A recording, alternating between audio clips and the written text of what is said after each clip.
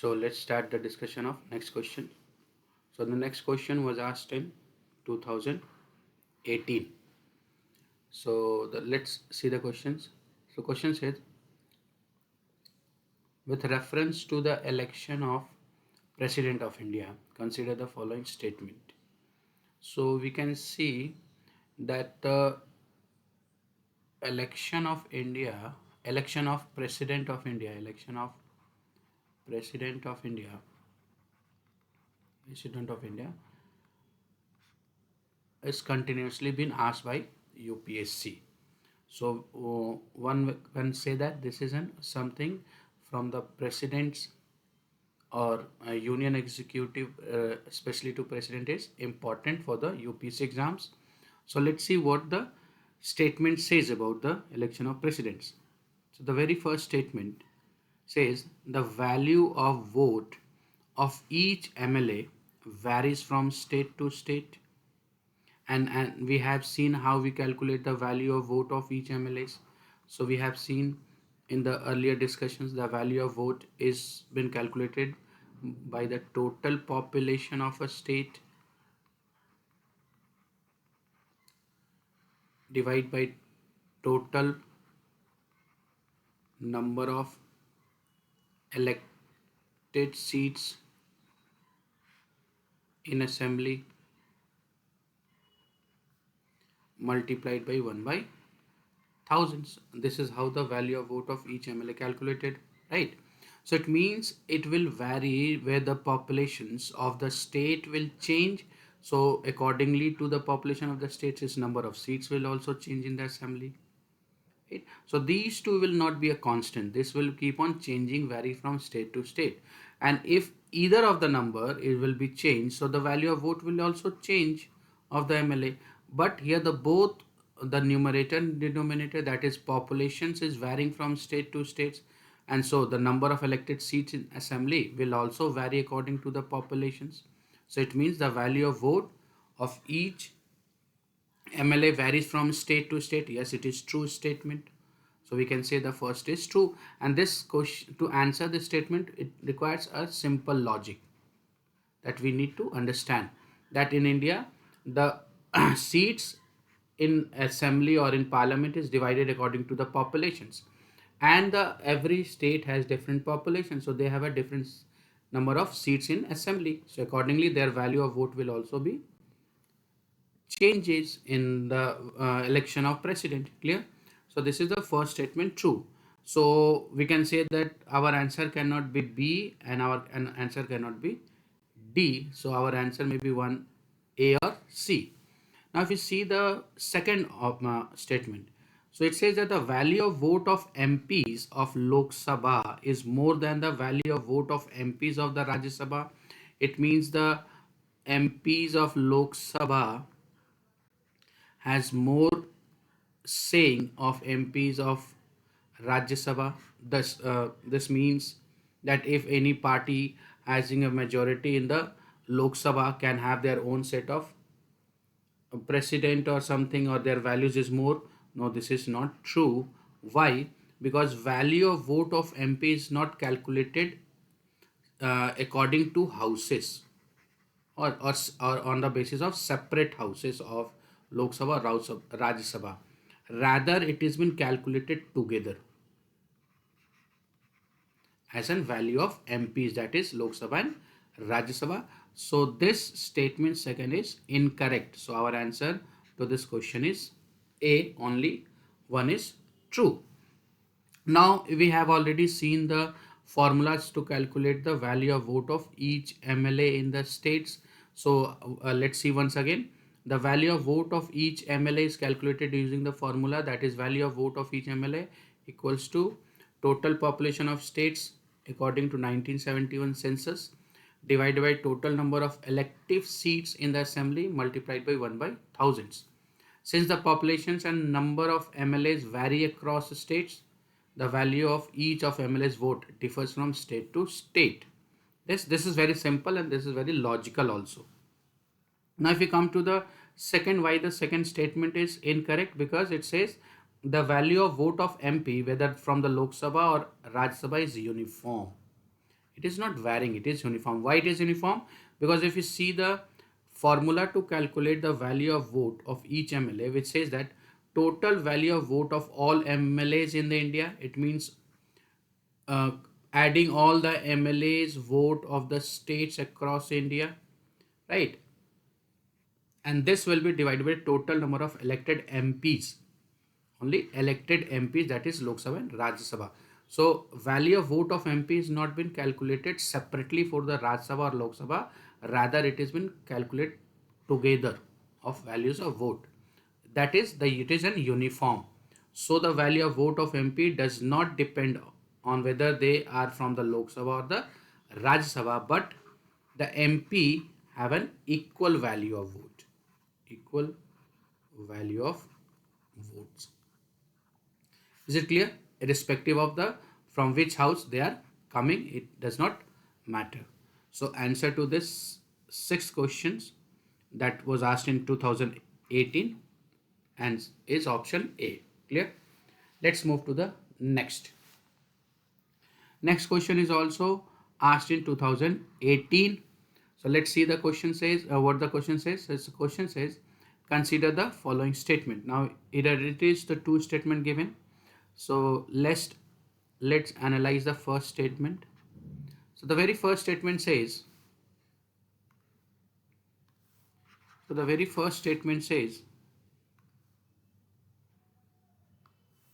that no criminal proceedings shall be instituted against governor of a state in any court during his term of office.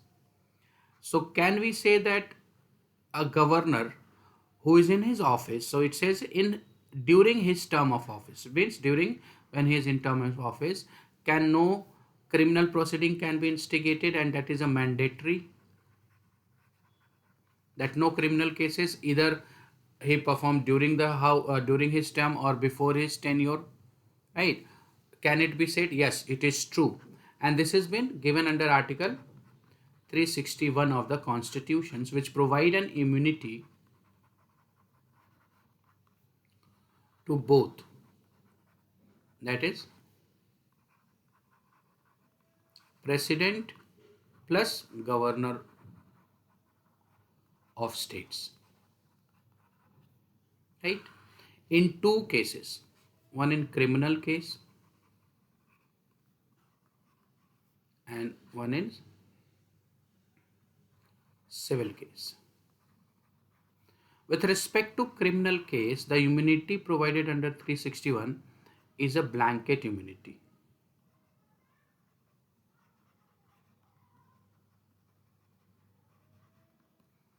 That is a complete ban.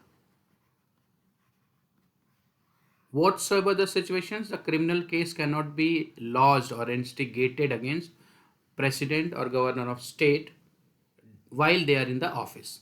But in terms of civil case, the case can be instigated, case may be instigated only a notice of 2 months in advance served to them. So 361 does not provide a complete ban or immunity in the case of civil cases, but it provides a complete ban or a complete immunity in case of criminal cases, but only during the when they are only in the office. So this ban, what we talks under the given under article 361 of the constitutions, is only applicable during the term of office. It means till they are in the office. So this only to this, right? Now if you see that the immunity provided under this, so the immunity is an exception to article 14 of the constitution that talks about equality before law and equal protection of law, equal protection of law. So it also means that immunity under 361 provided to president or governor is not a violation of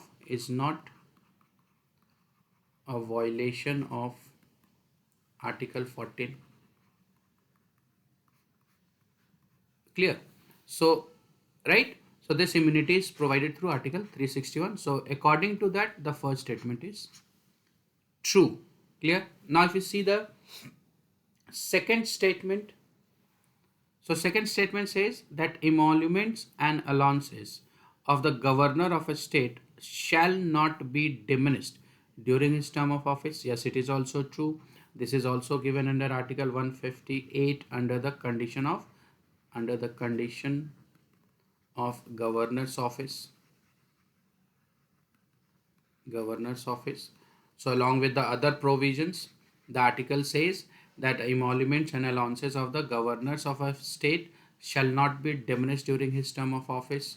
So this is also true. So if need to mark the answer of this questions asked in 2018, so answer to this question is C, that is both of the given statements are true. Is it clear? Now if you see the explanation to the given questions, so here we can see the explanations. So this explanations is for the second statement, which talks about conditions of governor office. So Article 158 talks about conditions of governor office. So it has three conditions. The first says qualifications for the office. So it says the governor cannot be a member of parliament or a member of legislature of any state. If such a person is appointed as governor, it means the person who is a member of parliament or a member of state legislature, then they must vacate their seat in legislature upon assuming the office. So if any person, if any sitting MP or sitting MLA or any sitting minister is appointed as a governor of any state, so before entering upon his office, the person has to resign from his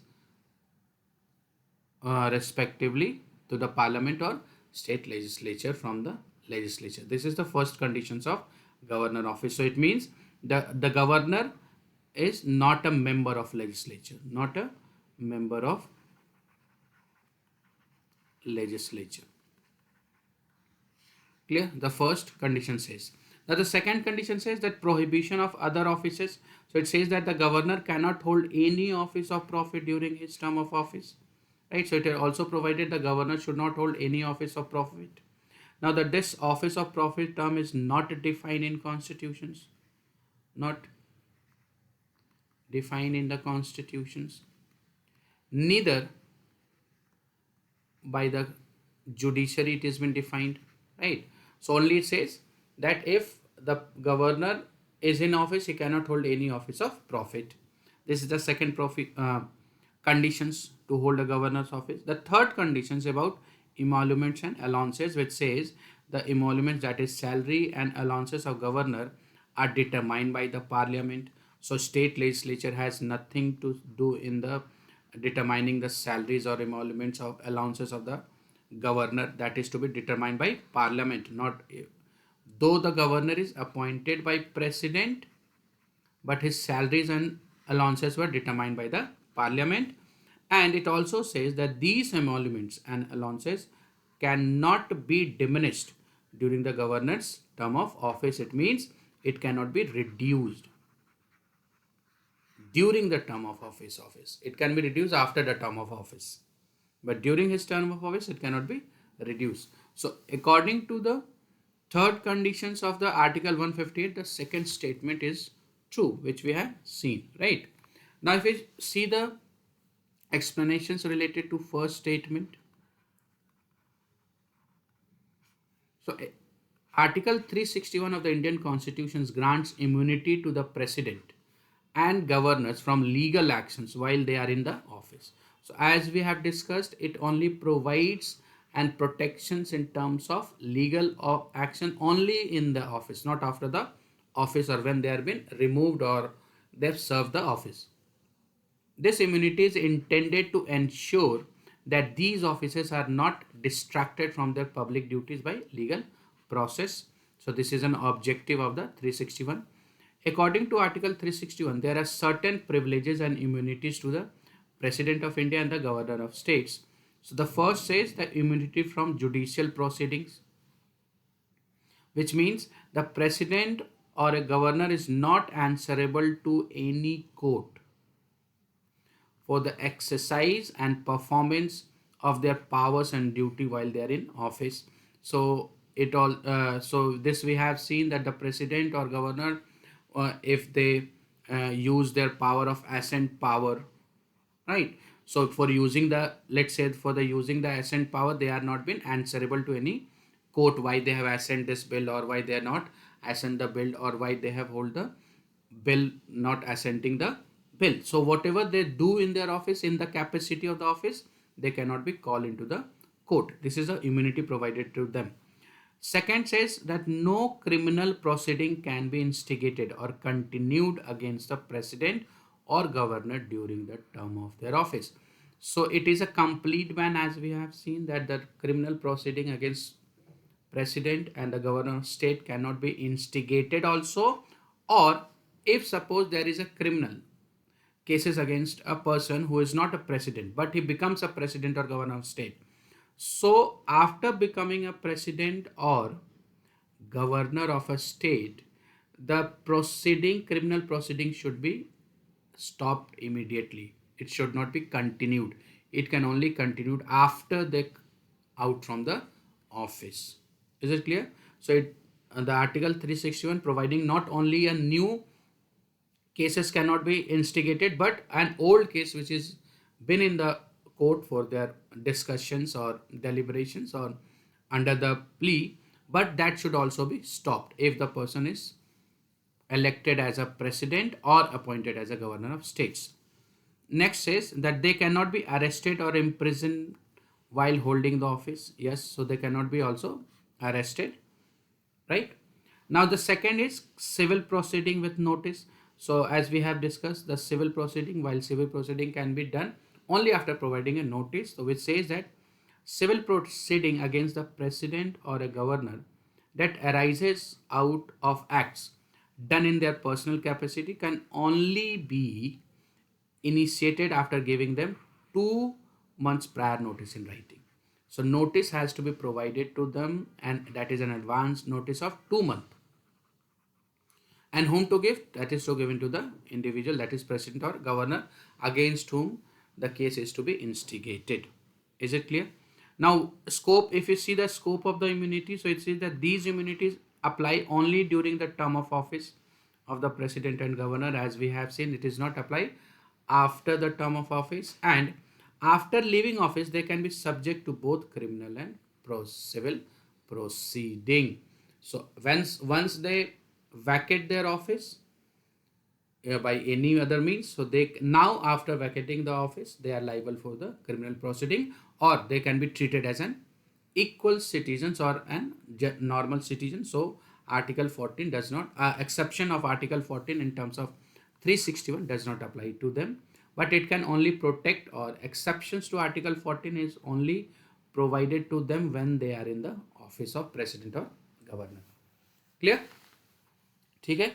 Now let's move to the next questions. So the next questions was also asked in the next question was asked in 2015. So let's see what the question says. Consider the following statement. Again, the two statement is given.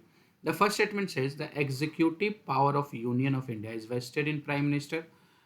It is true? No, it is not true, because the executive power, that is according to Article 53, is under President, is not vested in Prime Minister. Though as we know that the parliamentary form of government have a two executive.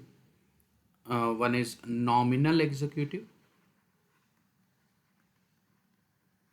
and one is real executive, right? This nominal executive is a president and prime minister is a real executive, but all the executive power that is to be hold exercised in India, or it vested in president, not in a prime minister, though the real executive is prime minister who take all the decisions, but that has to be taken in the name of president. So this is the incorrect statement. Clear? Now, if you move to the next, the Prime Minister is an ex officio chairman of Civil Service Board. This is also not true. So, our answer to this question is D. Neither one nor two is true. Now, to answer this questions, it is factual questions. This is fact-based questions. So we can the first can be easily understood or easily can be answered. The second, it needs to have some fact about the government's part of the government. Clear? So if you see the explanations related to the first, that is Article 53 of the Constitution talks about executive power of the Union, which says that the executive power of the Union shall be vested. It means it is mandatory. It is compulsory. Vested in the president and shall be exercised. Again, it shall be exercised by him, means exercised by president. Now, either directly or through officers subordinate to him in accordance with the constitutions. Clear? So, 53 says that the executive power lies in the president and he can exercise this either directly or an officer subordinate to him. Now, this officer subordinate to him means it also includes the Council of Ministers. Clear? So, according to this, according to Article 53, we can say the first is incorrect. Now, if you see the second, the Civil Service Board is responsible for advising the government on matter relating to posting, transfer, tenure of civil servant. The ex officio chairman of Civil Service Board is generally the cabinet secretary, not the prime minister. So on this line also, the second is also incorrect. Is it clear? Okay. Now let's move to the next question. So next question was asked in 2014. So this was asked in 2014. Now it says that which of the following are the discretionary power given to the governor of states, right? So here, before answering these questions, we need to understand two things. First, what is discretionary power means, right? Second, that do the President of India also have a discretionary power? Right? These are the two questions. First, these are the two concepts basically we should understand before answering these questions. So let's start with the first one, that what is discretionary power.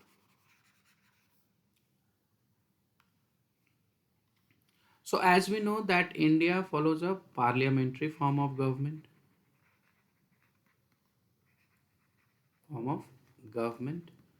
Right? And one of the feature of parliamentary form of government is that two head, two executive, one is nominal and one is real executive. So at the level of state, at the state level, similar to that of the union, the governor is a nominal executive and the chief minister is a real executive, right? And the governor has to act or take actions or whatever the duty has been provided by the constitution has to perform with the advice of this chief minister, council of ministers, right? But there are certain provisions are provided under the constitutions, which where the governor can act on his discretions, Now discretions, when we talk about the discretions, it means that he has to act without or not considering the advice tendered by the advice given by council of ministers. So he can bypass, or without taking an advice, or with his own will he can act. So there are certain discretionary power provided to governor according to constitutions, right? So discretionary power means this. So the question asks about a discretionary power of governor according to constitutions given to the given to the governor of states, so given by him. As we know, we have a supreme authority, supreme law, that is a constitutions. So whether the constitution, though the question does not mention constitutions directly, it implicit the meaning that we need to answer these questions according to the constitutions, whether the constitution has provided powers given, who is authorized to provide a power, that is a constitution of India. Every office, every executive, every organs of the government, employees of the government, administrator of the country or state are deriving their power from the constitution. So it is a supreme law of the land. So in terms of constitutions, we need to answer these questions. Now, if so, this is on this term. So let's answer first. First, the constitutional discretionary of governor. Then we will see whether any discretionary, constitutional discretionary power related to president or not. So first, sending a report to the president of India for imposing a president rule, that is according to article 356, and as we know that 356 is talking about a president rule in state. And when the president rule can be imposed, when the state government is not functioning according to constitutions or not running according to the constitutions, the provisions of constitutions. So in this case, the governor can send a report without consulting the council of ministers, without consulting a council of ministers to the president that the state is not running according to the constitution. So yes, he can send the report to president of India for imposing a president, and this comes under the discretionary of the governor. It means acting without the advice of or without consulting the council of minister of a state. So first can be answer. So if we see through the elimination method, so C cannot be the answer, right? Next, appointing the ministers. Now in this terms also we need to understand 2 3 concept also.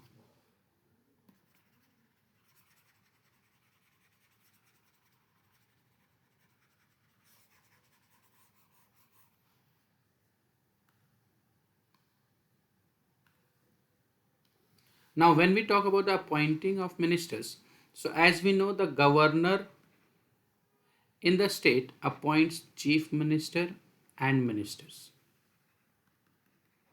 These two were appointed by the governor of a state, right? Now whom the governor appoints as chief ministers? In a clear majority, the leader of largest party in the assembly. So he will appoint the person as a chief ministers. Clear? But whom to appoint ministers? So the list of members given to governor by chief minister, whom can be appointed as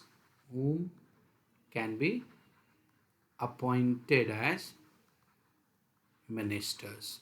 So in appointment of ministers, the governor is not acting on his discretionary, rather is following the list of the name to be appointed as a ministers given by the chief minister. So this is not his discretionary. Here he has to follow the advice or advice by the chief ministers, not instructions but advice by the chief minister. He cannot appoint anyone outside from the list of the ministers given members given by the council chief ministers. Clear?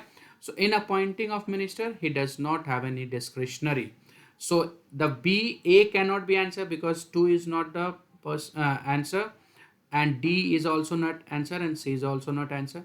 So by eliminating method, but only going through the 2 of the given statement, we can answer that our answer is B, but we will see all the options, right? So it means in first and in third he has a discretionary power, and in rest he does not have any discretionary power.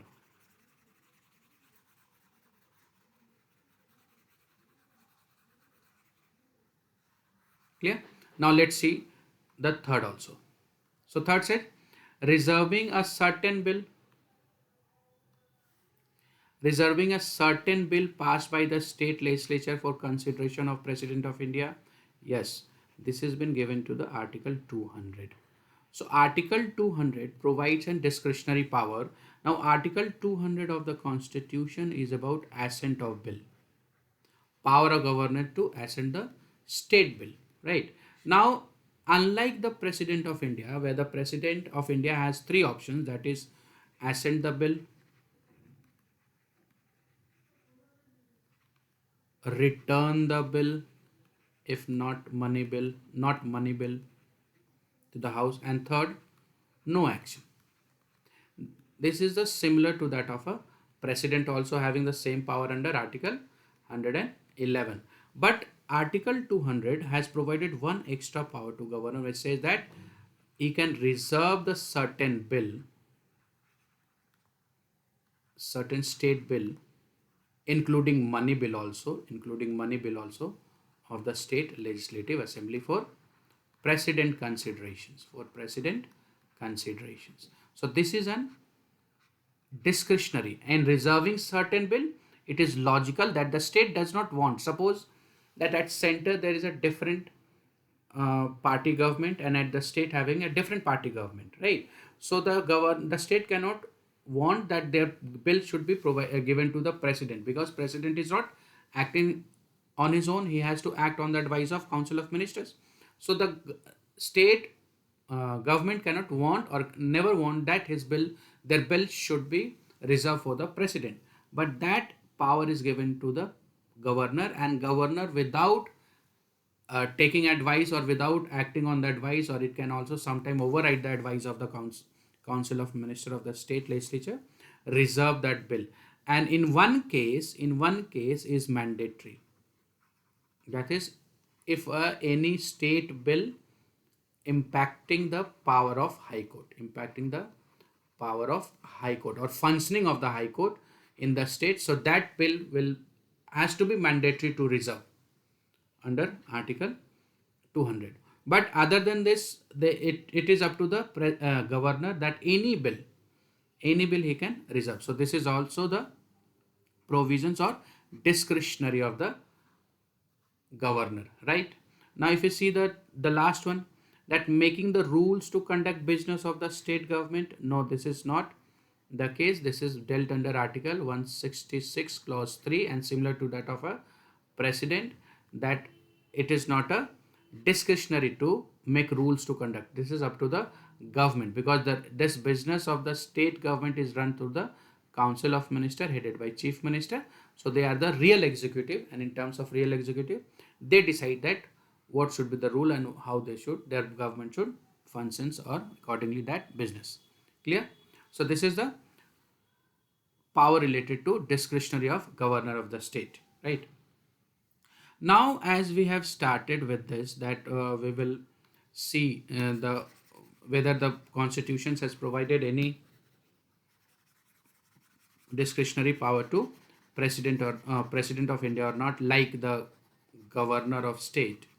So in terms of this, if we see,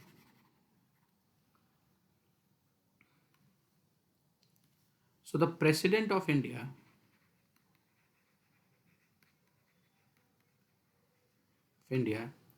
has no constitutional discretionary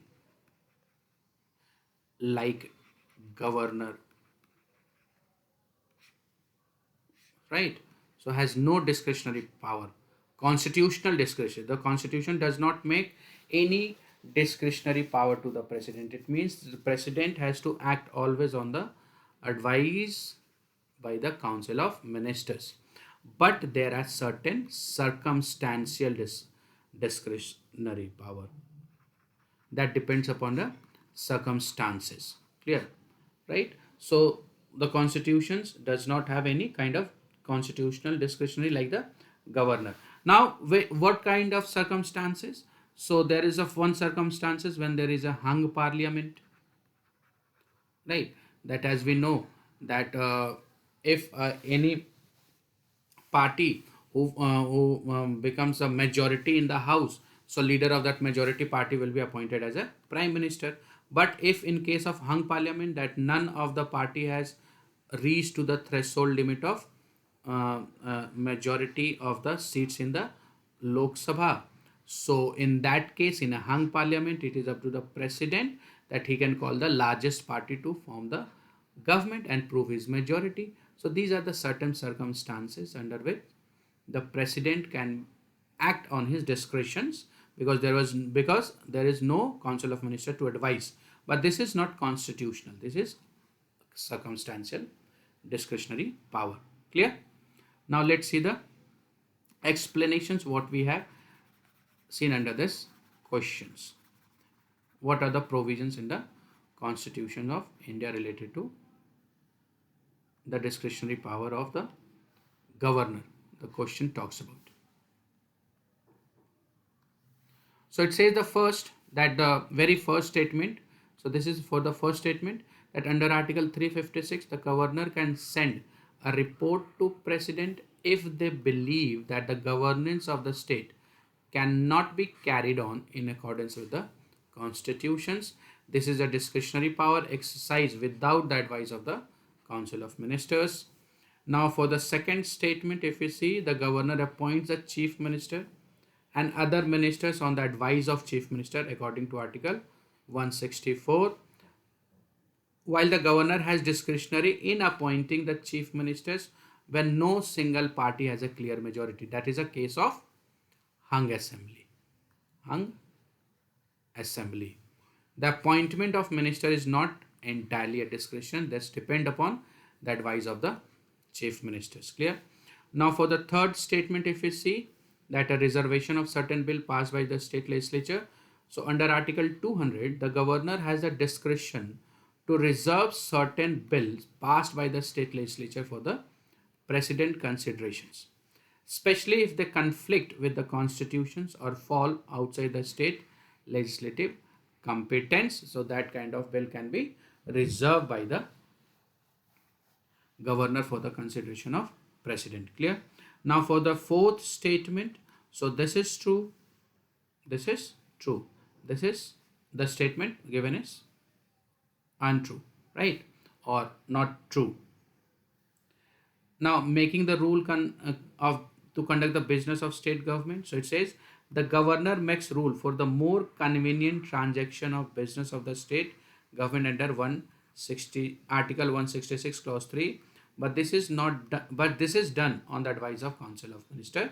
So it is also not a discretionary power. So this is also an not true or the incorrect statement. So answer to this questions which was asked in 2014 is only 1 and 3. Clear? Now let's move to the next question. So next question was also asked in 2014. So let's see that, consider the following statement. So again the question is a form of two statement, right? So the let's see the first statement.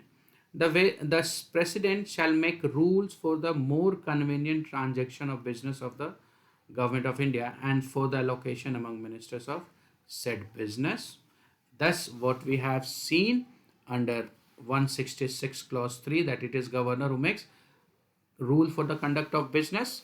So this is similar because we follow a parliamentary form of government at both level, central and state level, right? So the provisions related to president and governor is more like similar. So yes, it is true. The very first statement is true, that it is a president who makes rule, and this is also given under Article 77 of the constitutions. Now if you see the second statement, that all executive actions of government of India shall be expressed to be taken in the name of prime ministers. No, it is not true. Now to understand this, the term here like that shall be expressed to be taken in the name of, though if we see that all the executive actions of government of India is taken by prime minister, but not in name of prime minister, but in name of but in name of president, right? Why? Because president is an nominal executive, is a head of the executive, whereas a prime minister is a real executive, right? So here we can say the president is head of executive. So whatever the executive actions, whatever the that has to be taken, that has to be taken in the name of head of the executive name, right? So the prime minister, though he is an uh, the real executive and taking all the decisions of executive, but that has to be taken in the name of president, not in the name of prime minister. So for to answer this questions, it is very clear that only the first statement of this question is true, that is one, right? Now why the second is true, but it is taken, though it is taken by the prime minister but not in the name of prime minister. So let's see the explanations of this questions according to constitutions.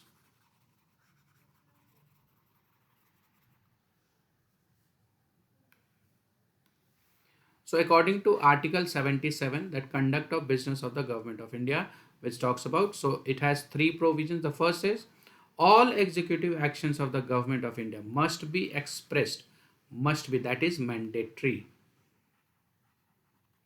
to be taken in the name of president. And because of this, the clause under the Article 77, the second statement is true. Now what type of executive orders, like orders, laws and notifications, are issued in the president names? As we know that the president of India has notified this, the president of India has um, uh, passed this law and all, everything that has to be taken in the name of president. But in practice, this has been taken by the prime minister, but name should be there always a president. Now, second says that the validity of an order or instrument executed in the president names cannot be questioned on the ground that it was not authenticated in the proper manner. This ensures legal validity and smooth functioning of executive actions. Next says the president is empowered to make rules for more convenient transaction of business within the government of India, similarly to that of an governor. These rule includes, now what kind of rules? So these rules includes the allocation of responsibilities among ministers and the structure of decision making within executive branch. So allocations of responsibility among the minister, that is means portfolio or ministries, right? That has been done by the president. So these rules called transaction of business rules. Clear? So this is, and because of this we can say that the first is true and the second is incorrect statement. Is it clear?